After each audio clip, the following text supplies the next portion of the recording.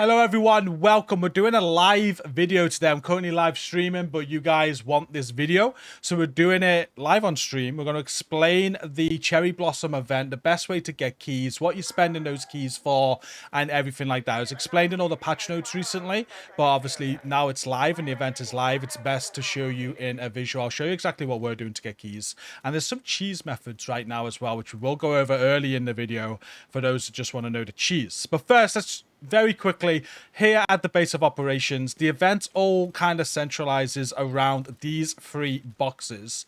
Okay, the event is on for 3 weeks from today, and you got 3 weeks to earn keys and then spend the keys at these three boxes. When you open the menu, you can see the boxes. Let me take my face cam off for this. So we've got an apparel cash box, we've got a gear cash box, and then we've got a community cash box. Right now there's some server issues, but here where it says no challenges, this should show you the total key count of what's going in the community cash box, and as a community we're working together to get a reward out of that. So you'll be earning keys, you'll be coming here, you'll want to probably spend your first 30 keys on the apparel cache. This is all brand new apparel for this event. You cannot get duplicates, so your first 30 keys will get all of the items out of this, which includes 5 new outfits.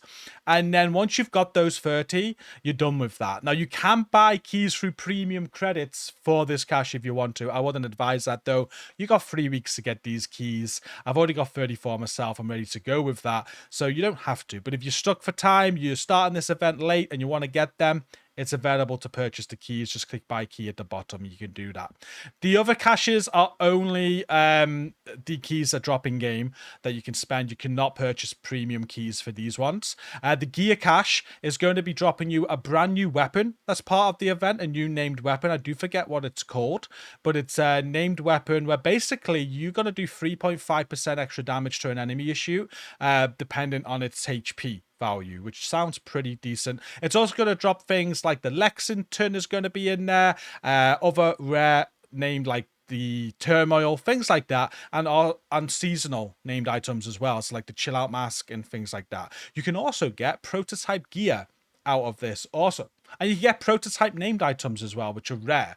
But that gear cache is what that one's going to be for. You're going to be spending a lot of keys on that to try and get your Lexingtons or prototype gear, if that is what you're after. Or the new weapon, of course. And finally, the community cache is going to be another outfit. And you've, as a community, across all platforms, they all come together. We've got to donate 5 million keys to the community cache. If we do 5 million, we're going to get an additional outfit with a backpack and gloves, I think, as well. So there's like milestones. As we donate so much, we unlock part of the outfit up to 5 million. So you'll be wanting to donate keys in that. It's got an individual goal for this as well. The individual goal can be seen down here, personal key donation. I'm currently none out of 80. I've not donated anything yet, but you're going to want to do at least 80 yourself in the community cache to get all 4 of these patches for the event. You've got until the end of the event to do it. So make sure you put at least 80 in there. Keep an eye on the global goal and invest as much as you want to support to hit the 5 million keys donated to the community cache to ensure we all get that outfit at the end of the event. We'll probably do it way before it ends, knowing this community though. So that's basically what the Cherry Blossom event is in a nutshell. We're collecting keys, we're getting apparel, we're getting some cool rare gear, and we're working towards a community goal. If you're around for the Christmas event, it was very, very similar. So how do we go about getting keys? Well, I've got some footage of what these enemies look like that you need to kill to get keys from. So as you're going about the open world in DC, doing activities, it's all in the open world. You're going to get random Kitsune spawns, if that's how you pronounce it. You can see one's just spawned on screen now. And this is like a kill squad in retaliation. And these basically spawn every 10 minutes, no matter what you are doing. And you're going to want to take them on and kill them. And they have a chance of dropping keys. So we're doing that now. They just spawned out of the spawn there with the normal control point spawn that we're doing, and you can tell what they are. I think there's like 4 or 5 of them, might be depending on how many people are in your squad. But when you kill them, they act like kill squads in retaliation. They're gonna drop you loot, and they're going to have a chance of dropping a key for you for the event as well, depending on what difficulty you play. Apparently the harder the world difficulty, we currently had it on hard for this one, the more chance it is that they're going to drop a key. But it's not just those squads that can spawn. Whenever one of these squads spawn, you do have a chance of 2 Ronins spawning in as well. If you're playing solo, only one of them will spawn in. If you're playing in a group, both of them will. And they have a much higher chance of dropping keys. Here is what the Ronins look like. You're going to get a red Ronin, and you're also going to get a fox Ronin. They act more like rogue agents, these ones, so they will be more difficult. They're going to have skills. They're going to jam you, things like that. So they are more difficult threat. We're still on hard right now, though. And when you see these die, you're going to see the key drop off of them. You can see like a little teal square icon under the loot then. That means that you've got a key. I got a second one here. So these have a much higher chance of dropping the keys for you. So the idea of collecting keys is just doing open world activities, whether it's control points, other open world activities, and just waiting for these spawns. You'll get a lot of like the kill squad spawns, but every now and then the Ronins will spawn as well, whether it's going to be after a kill squad or they might just spawn on their own terms without one. But as you're getting them, as you're killing them, they have a chance to drop the keys. And just remember, the higher the difficulty, they tend to drop more keys. However, on hard, what I would say is the lower difficulty with the Ronins, they seem to drop plenty of keys anyway. So it seems to be if you get them to spawn, you will get plenty regardless of the difficulty.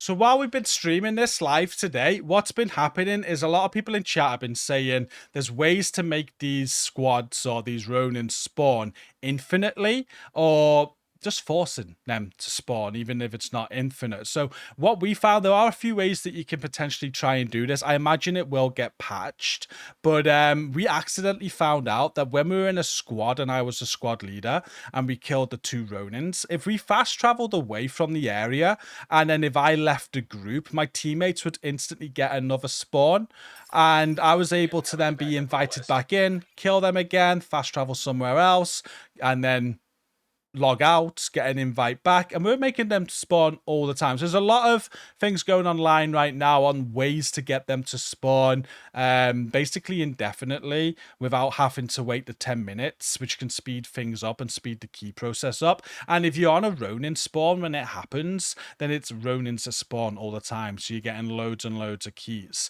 So like I said, we found out that if the leader was to leave group after you fast traveled away after killing some Ronins, that tended to spawn them back in. But then there is an infinite Ronin spawn bug as well. One of my viewers actually invited me to the game, so a shout out to DreamSpec for this. He just wanted to show me the infinite glitch, and there's nothing you got to do to make this happen. It just sort of happens, mainly at control points we find. But basically, if you get a Ronin spawn, just hang around for about a minute. There's a chance they might just keep on spawning, and that's exactly what happened here. So we just killed 2 Ronins, and then more spawned in, and this was on like an infinite loop. We'd kill 2 Ronins, more would spawn in, would kill 2 more would spawn in, and we killed 2 more. So in the footage now, you're going to see some more takers on just after killing 2. So I'll keep this going for a little bit so you could just see how this just carries on. So we've got 2 more Ronins up ahead here. We just killed 2. These are a new spawn. We're going to kill these 2. And because it's Ronins as well, these have very good chance of dropping the keys. So you're going to get loads of keys this way.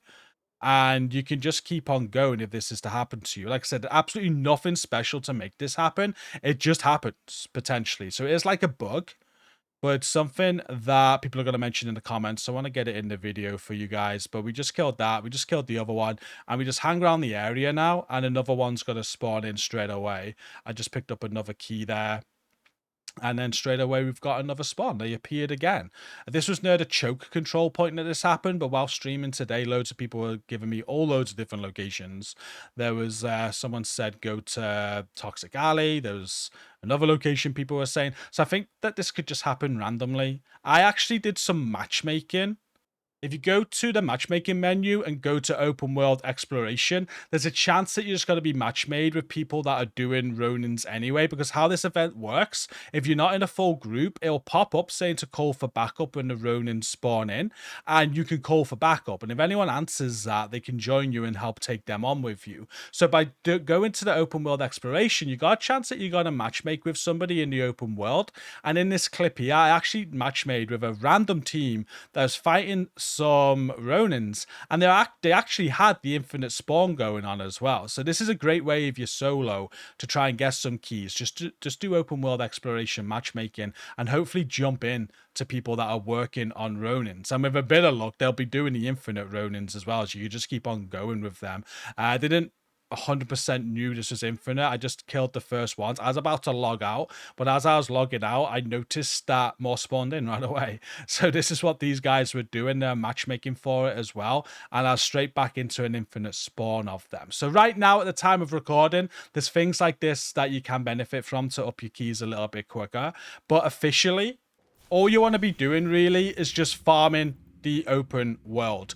I'd suggest maybe going on a lower difficulty because you just want Ronins. If you get Ronins, they're going to drop it keys quite regular anyway. I'd farm anywhere. It does not matter where in DC that you farm. Every 10 minutes, they are going to spawn in. You're going to get the kill squads. You're going to get Ronins to spawn and just farm. Right now, at the time of recording, we do have a ×3 event on, so you could tie this in with your ×3 XP event, which means you can get some watch levels.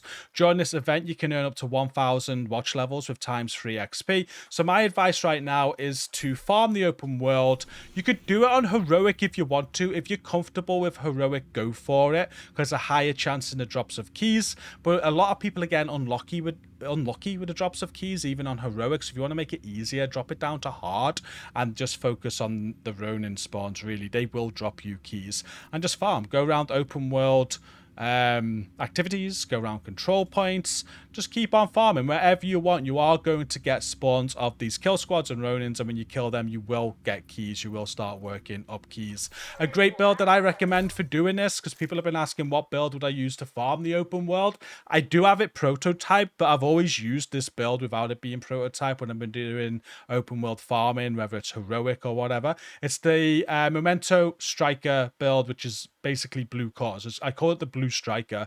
You can use whatever build you're comfortable with, and it's 4 pieces of striker, Memento exotic backpack. We have the Palisade chest piece on this. It's got crit chance, crit damage on it with obliterate, and I've got 5 blue cores on the build. I've got 2 red cores on the build, and we've got the 1 skill tier with the Memento as well. That gives us a 6 skill tier Crusader shield. Mixing Palisade with the Gunner specialization gives us 20% armor on kill, so a ton of survivability on the build, and you do get some good damage from the 2 red cores, the Striker stacks, the Memento that gives survivability and extra damage, and the obliterate on the chest piece. So the damage is quite good. Before I prototyped this, I run this with the Saint Elmos, and ever since I prototyped it, because I've got a prototype Lexington, I'm using that, but the Elmos was fine. So this build will be fine without being prototyped, but obviously if you got a prototype version, it's going to be better, and I'd advise getting Echo everywhere that you can. I'm still working on this. I've only got 2 pieces with the Echo on it, but whether it's prototype or not, the blue striker build is very good for heroic content. You should be able to farm this open world on heroic if you're quite experienced with the game. No problem with that build, but if you're struggling on heroic, don't be afraid to drop it. Most important thing is that you're farming consistently and you're getting consistent spawns of these kill squads and Ronins. As you're killing them, you'll get keys and you'll be able to spend them here once you get them. You have 3 weeks for this event, so from today, I believe it's on for 3 weeks. We can double check that. The Cherry Blossom event ends in 2 weeks, 6 days. So farm all you like. A few extra things to mention at the end of the video here. The Ronins do have a chance to drop some skill VFX, and you can see this in this menu. We got Cherry Blossom event rewards, and we got 4 skill variants there for the VFX. These will only drop off of the Ronins. When you kill them, there'll be additional drops that drop along with keys or other loot. And again, the higher the difficulty, the more chance these are going to drop, but you want to get all 4 of these before the event is over. So I'll probably focus on higher difficulties to get these first if you don't want to farm on lower. But also you got paper lanterns scattered throughout the world as well. I'm going to do a separate video for this showing you where all 40 of them are. But when you collect these paper lanterns, you'll interact with them. It'll automatically spawn one of these kill squads. There's a chance of getting a key from one of them. But also as you get all 40 of these, there's going to be a patch that you can get as well, and a commendation. So you'll get a commendation recommendation for getting 40 of them, and you'll also, like I said, an extra chance of getting some keys and spawns out of the way. Every single day, once you've got all 40 of these as well, you can interact with 3 lanterns per day. I think the reset is 8 a.m. in the morning European time, or whenever the normal morning reset is, and 3 per day you'll be able to interact with to keep on getting 3 guaranteed spawns from as well, to try and get some more keys also. That's pretty much everything in the events. 40 lanterns, 4 skill VFX, and everything that I've shown you here at the base of operations in these caches. As you get the VFX, you get all the lanterns, and you get all of your apparel caches done, and the community cache event is done. We hit 5 million on that. I guess for the rest of the event, you want to focus on the gear caches to get some prototype gear with your keys, or the Lexington, get as many Lexingtons as you can get, and things like that. And you've got all the way until the end of the event to do it. I think I've covered everything you need to know about this event though in this video. If I haven't, make sure you drop a comment in the comment section. I'll try and get back to you. I'll be streaming all week as well. Feel free to jump into chat and ask some questions. We can answer them in chat as well. Don't forget to like the video and subscribe as always. But until the next one, thank you for watching.